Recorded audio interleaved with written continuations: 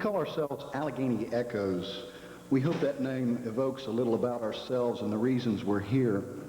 We're going to present a combination of music and spoken word performances that echo the heritage of cultural musicianship and oral history of the Allegheny area of the Appalachian region. All of us here have a long and storied relationship with those traditional arts, and all of us are products of many generations of families who've lived, died, struggled, and survived the Appalachian experience and handed their stories down to us. Dave Bing is a very talented fiddler and string musician who comes from a long line of Appalachian artists. He's the at least sixth generation of musicians from both sides of his family, and both sides of the family have been here for many more generations. John Blisard is a gifted banjo, harp, and bagpipe player from Charleston. He's a humanities scholar whose interest in old-time music goes back to the Irish and Scottish traditions. He also traces his family's roots here back many years.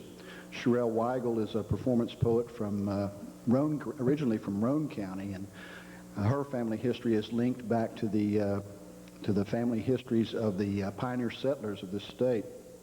My name's Kirk, Judd. I'm a performance poet, and my family settled into eastern Kentucky in what was then western Virginia area over 200 years ago. I see the art of poetry as a performance art, not as a literary art. The music you're going to hear is pure, passed down from musicians who played just for the love of the music, old fiddlers and banjo players, guitar players, and balladeers, who never imagined music as anything other than an expression of their own emotions, of their own involvement in their own environment. John and Dave have been collecting these tunes all their lives, and the way they did that was by going to these people, by actually going to the individual. They didn't learn their art from any electronic or any other kind of media. They learned from the ones who, the true source, the ones who learned from their ancestors in a cycle of knowing and learning that stretches back beyond memory. Sherrell and I will offer poems, spoken word snapshots that capture the essence of the culture and the traditions of art in the lives of those who've gone before us and those that are still here today.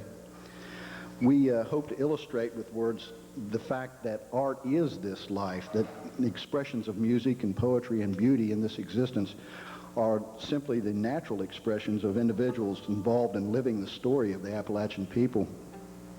We'll present these arts together, not as music performed as background to the poems or as poems set to music as songs, but as true collaborative performance that weave the emotion of the instruments and the words into a single thought. We've come to realize that what we do is actually an echo of traditions that predate even the Appalachian culture. Dave and I first started performing about 7 or 8 years ago, and John and I soon after that.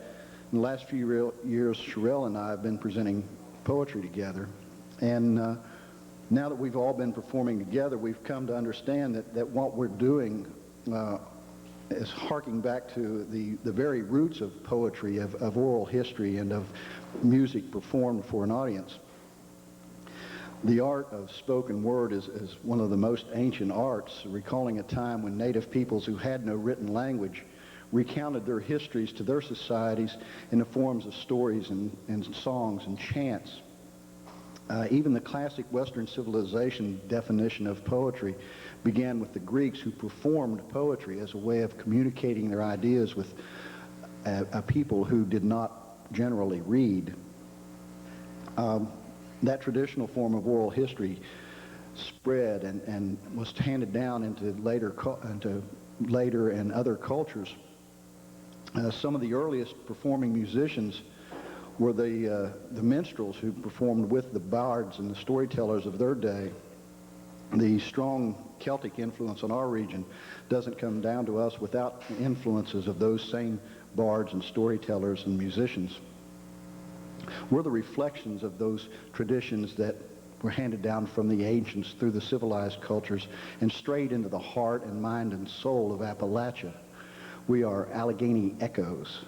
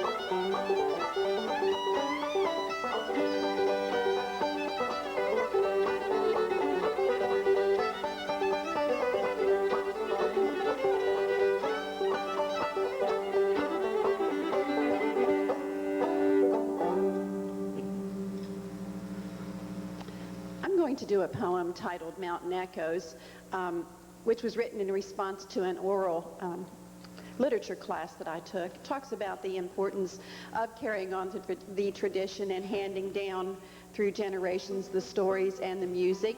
Dave is going to do a song titled Ducks on a Pond, and I'll let Dave tell you a little bit about that song. First heard the tune from a fellow named Henry Reed that lived in southern West Virginia and Virginia back and forth all his life. Well known for bringing a lot of obscure tunes, which I feel this is one of them, into the region. Ducks on the Pond.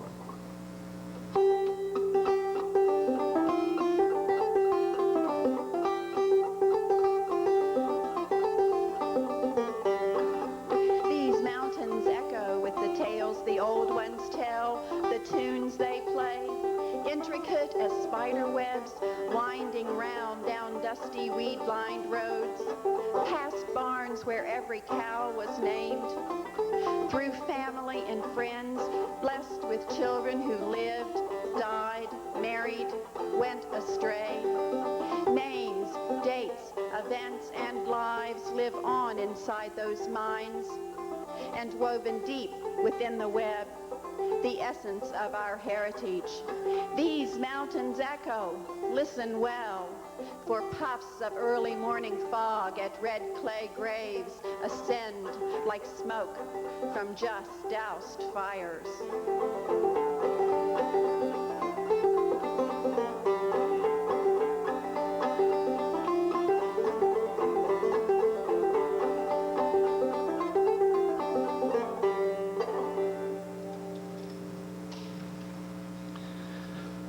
One of the traditions that my family's always honored in this culture is the tradition of the family reunion.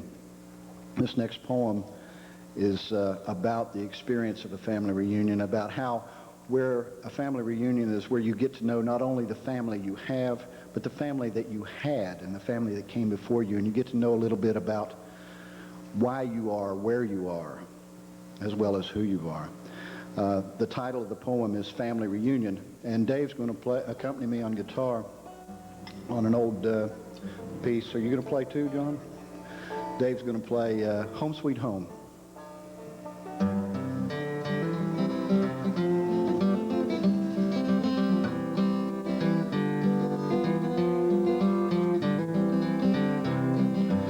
Up from the sandy country to avoid indictment, probably one of the night riders who stole horses and sometimes sons for the feared and hated federal troops. You should have moved. Your son farmed some, but mostly worked the new EK line and dug coal from his little land to feed it and his family. A slide took his strength and his legs. His son didn't farm. He worked the railroad too, the EK and the C&O, and finally the steel mill that grew by the river. But he married a farm girl.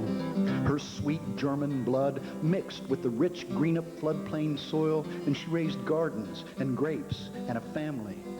And the bright, fragrant poppies she loved grew where she said. Their oldest daughter married a city boy, an athlete, and late had a son. My father, the athlete, never spoke of his father, another railroad man who in a construction accident lost a leg in his responsibility and died when the children were young. Legends all told and retold around sweet corn and iced tea and fresh beans and watermelon, each of all my summers here in this place. How it was and how it still is. The government steals sons, and coal and railroad and steel reap the harvest of Ohio's shore gardens, pulling heart and power from the patient, tired land. Poor voices protest from the cut furrows open to feed the machine, with all the hollow sorrow of the crushed legs and broken dreams and blinded wills of every generation. Voices only those of us with something left to lose can hear. This is my home.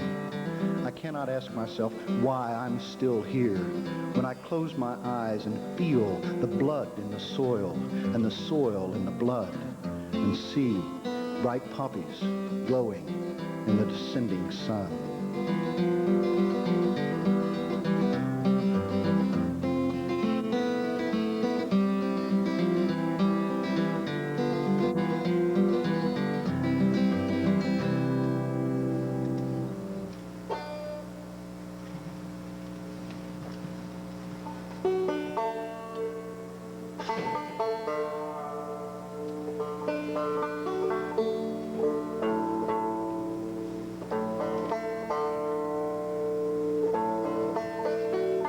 This is an old banjo tune,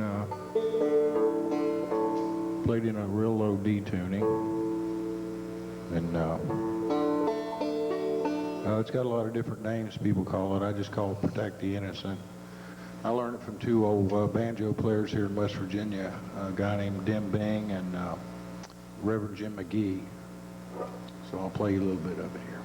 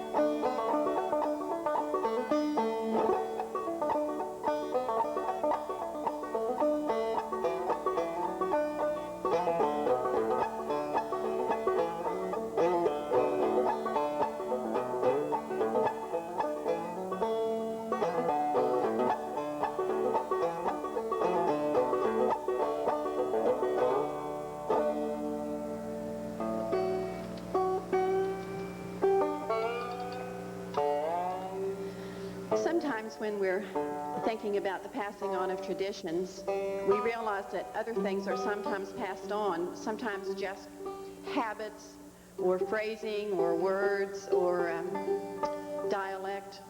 This is a poem about my grandmother and a habit that was handed down through her family. The song that's being played is called Nellie Gray. And Dave, you want to tell us about that? Not much to tell, really. It's just a well-known tune or song. There's a lot of words to it in the old-time circle. Learned it at jams and festivals. About everybody plays old-time music. The title of the piece is A Folding of Hands.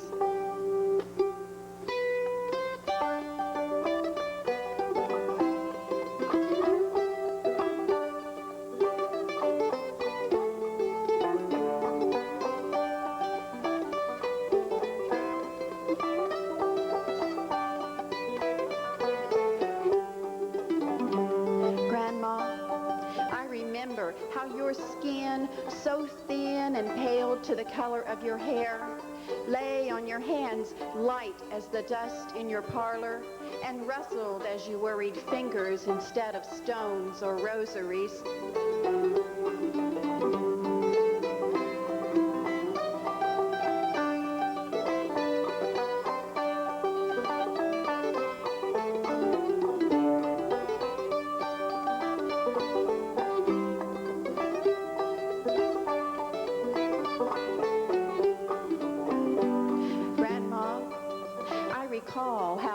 you were gone.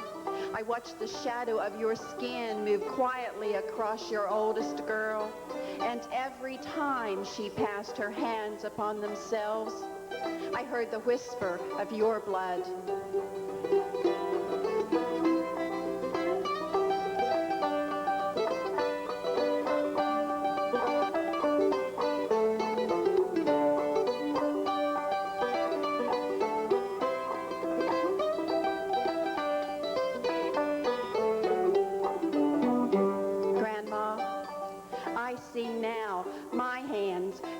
In September light, I hear the sound of palm to palm that tunnels down the years and calls through generations these female mountain hands to prayers and peace at red clay graves.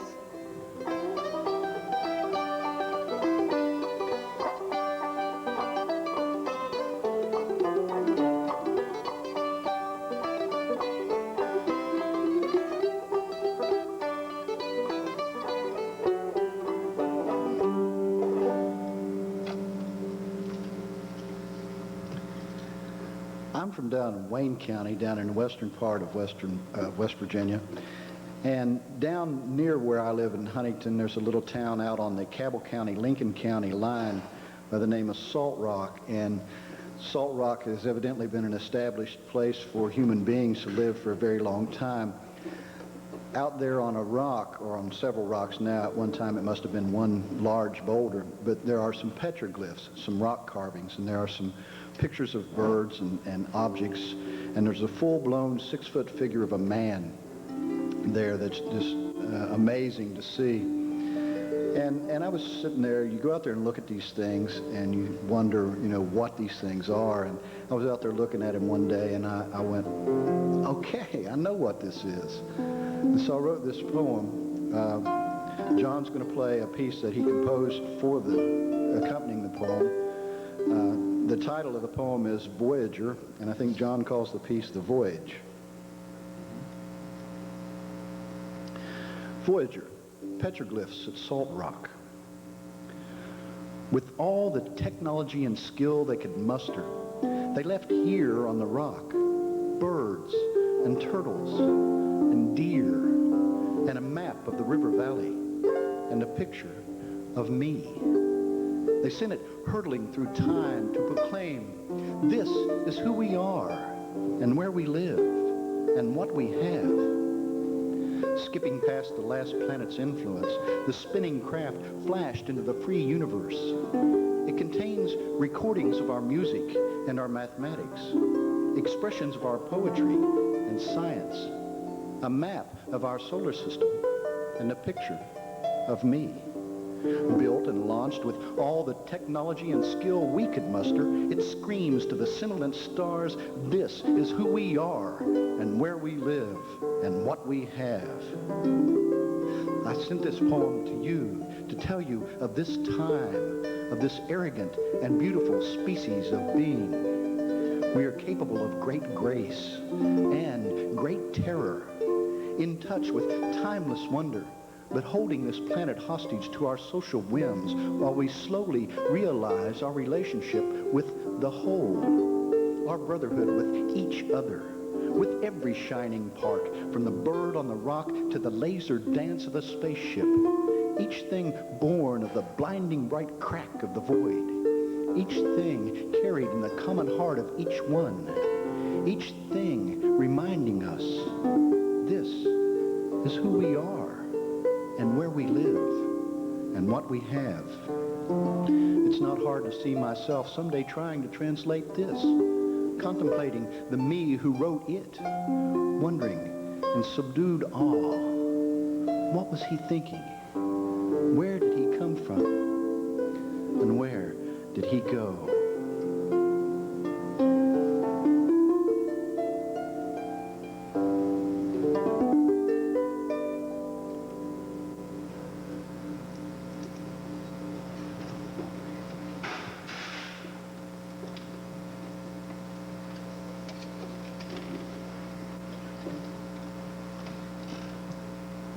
One of mine and Kirk's favorite places to be in the world That's where I went to get it fixed. Is in Pocahontas County on the West Virginia line. We got real close to a family up there, which I guess is all but gone now, that generation we loved to hang around with, the Hammonds family. Sherman in particular was the one we spent more time with, and I learned a lot of tunes, fiddle tunes, banjo tunes off of him, and me and Kirk both learned a lot just about life in general from him, and I'm going to do one of the fiddle tunes that you can close your eyes and imagine a lot about life while it's going on. He called Star of Bethlehem, really different type of sound.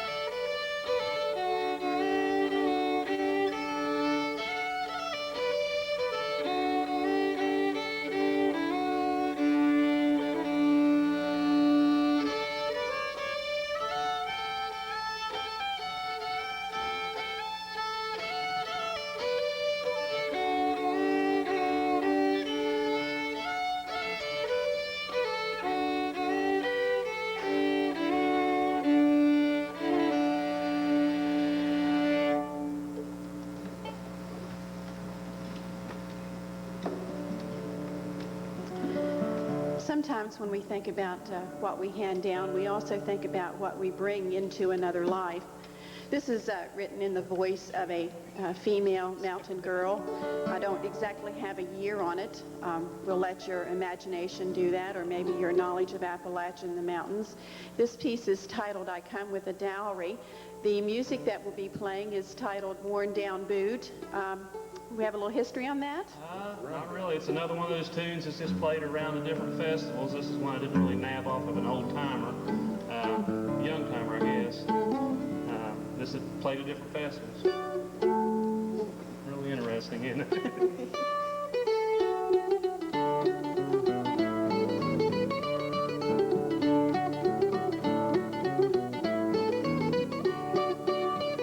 I come with a dowry. 2 fine knitting needles made of holly and polished smooth and white as sarvice bloom. On good evenings when the fiddle sings its dancing tune, they drum their rhythm on the fingerboards. Fiddlesticks or needles, they know they're calling.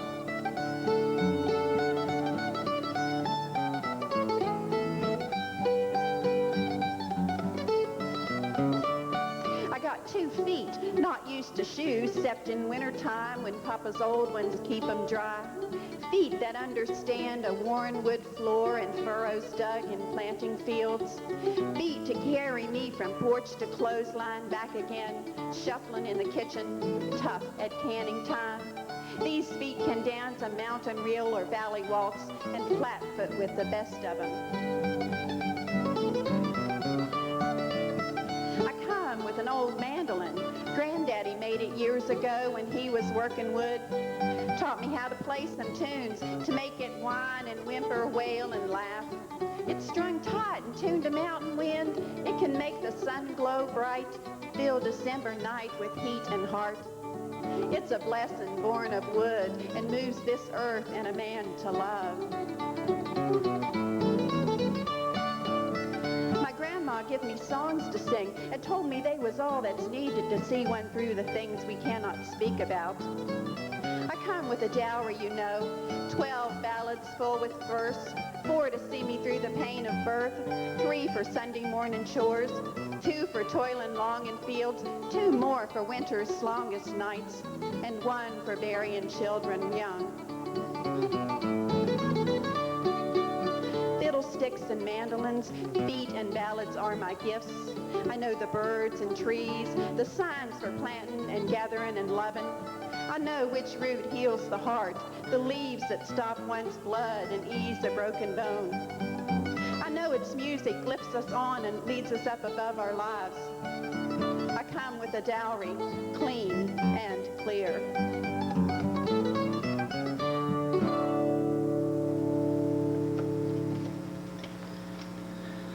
Like Dave said, we were lucky enough to have been friends and acquaintances with the Hammonds family for many years, and Dave and his brothers and John and a lot of musicians learned a lot of tunes from them, and I was lucky enough to be there to watch that happen, to see that going on, to see the actual handing down of not only the tunes and the versions of the tunes, but how to feel about playing the music.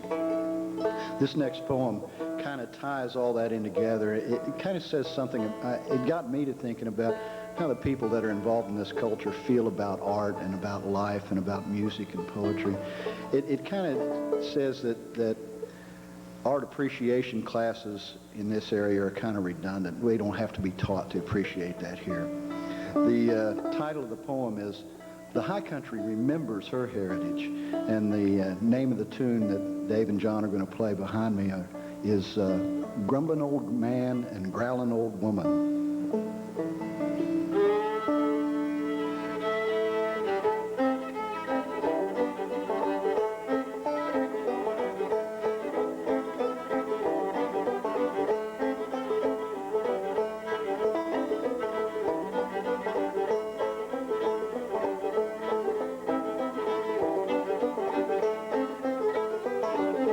My people was music. Their lives were poems told in the old language of earth and seasons, rain and sun, field and sweat, stream and blood. My people was music.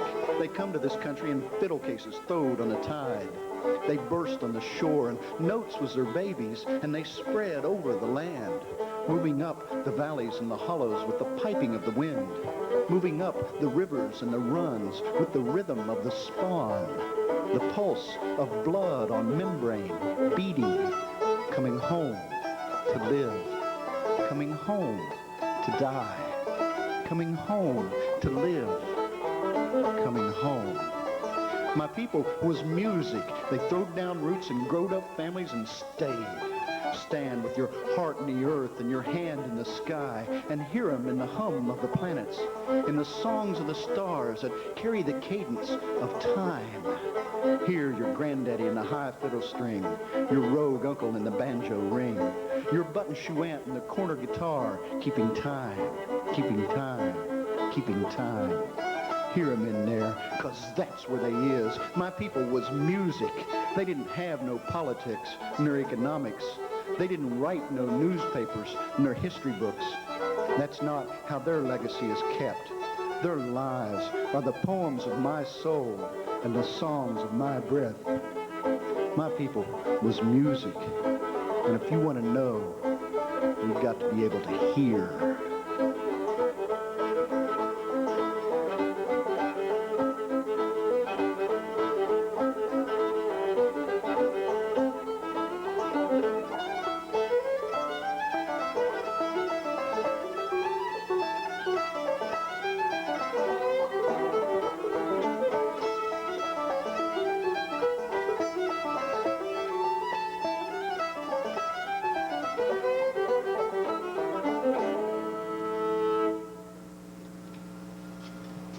Thank you.